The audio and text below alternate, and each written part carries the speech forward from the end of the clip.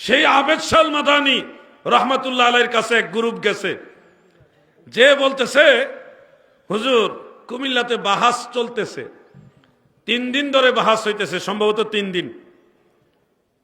এই 3 দিনে বাহাসে এখন পর্যন্ত কোনো কুল কিনার হয়েছে না। এক পক্ষের দাবি মিলাদ শরীফ মুস্তাহাব, আরেক পক্ষের দাবি মিলাদ শরীফ বেদাত। এখন দুই পক্ষই যার যার দলিল দিতেছে, কিন্তু কোনো পক্ষেই জয় পরাজয় কোনোটাই হচ্ছে না। আবেদ শাহ মাদানী রহমাতুল্লাহ আলাইহি বললেন, আমি এই দুই পক্ষের কারো পক্ষেই না। কোজতেল আমনে কার পক্ষে? আমি মুস্তাহাবের পক্ষেও না, বিদাতের পক্ষেও না, আমি ওয়াজিব হওয়ার পক্ষে। মিলাদ শরীফ ওয়াজিব, ওইটার পক্ষে। এখন যারা হুজুরের কাছে গেছে তারা চিন্তাত পড়ে গেছে। তারা বলতেছে আমরা 3 দিন ধরে বাহাস করাইতেছি বড় বড় আলেম দিয়া, 3 দিনের মধ্যে মুস্তাহাবই প্রমাণ করতে পারে না, আর আপনি ওয়াজিব প্রমাণ করবেন কেমনে?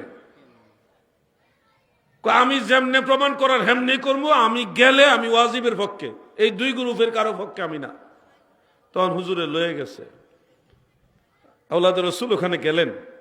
যাওয়ার পরে বাহাসের মাঝখানে কথা উঠলো, একটা উসুল দিয়া, মাত্র একটা উসুল মূলনীতি দিয়া বাহাস শেষ।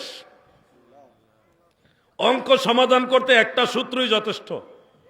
কি ছাত্র ভাইরা, বীজগণিত পাটিগণিত যেটাই বলেন, অঙ্কটা সমাধান করতে একটা সূত্রই যথেষ্ট।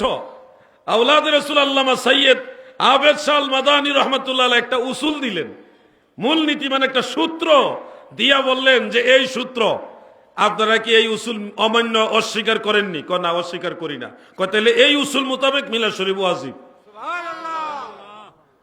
উসুলটা কি জানেননি? উসুলটা হইল, যারা মুফতি সাহেব তারা এগুলি পড়ছেন, বড় আলেম যারা, অন্যরা এগুলি বুঝতেন না, না বুঝলেও কিছু হয়তো বুঝবেন। ইস্তেমালুন নাস হুজ্জাতুন ইয়াজিবু আমালু বিহা, যারা বুঝার তারা বুঝে ফেলেছেন। ইস্তেমালুন নাস হুজ্জাতুন ইয়াজিবু আমালু বিহা, অর্থাৎ ফতোয়ায়ে শামী এবং ফতোয়ায়ে বাহরুরাইকের মধ্যে আছে এই উসুল মোতাবেক বলখ শহরের আলেমরা ঈদের নামাজের পরে তারা তাকবীরে তাশরিক বলতো, আল্লাহু আকবার আল্লাহু আকবার, লা ইলাহা ইল্লাল্লাহু আল্লাহু আকবার আল্লাহু আকবার লিল্লাহিল হামদ।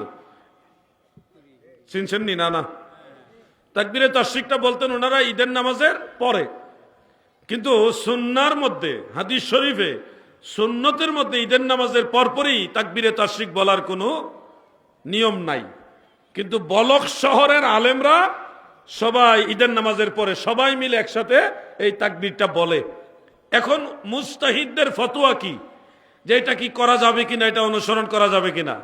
তখন ওই উসুল মোতাবেক, কোন উসুল? ওই যে একটু আগে যেটা বললাম, এই উসুল মোতাবেক সব মুজতাহিদরা রায় দিলেন যে যেহেতু বড় বড় ফকিরা, আলেমরা, মুহাদ্দিসরা, ইমামরা ইনারা এটা আমল করছে এবং সবাই এটা মানছে, কোনো ধরনের বিরোধিতা ছিল না, সেহেতু এটা মানাও যাবে, করাও যাবে, বরং তাদের অনুসরণ করা পরবর্তী উম্মতের জন্য ওয়াজিব। মারহাবা বলেন।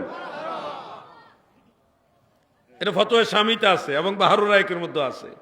এই উসুলটাই হলো আওলাদ রাসূল আল্লামা আবেদ শাহ মাদানী রহমাতুল্লাহ আলাইহি একটা লাইন শুধু কইছে, এক লাইনে বাহাস শেষ।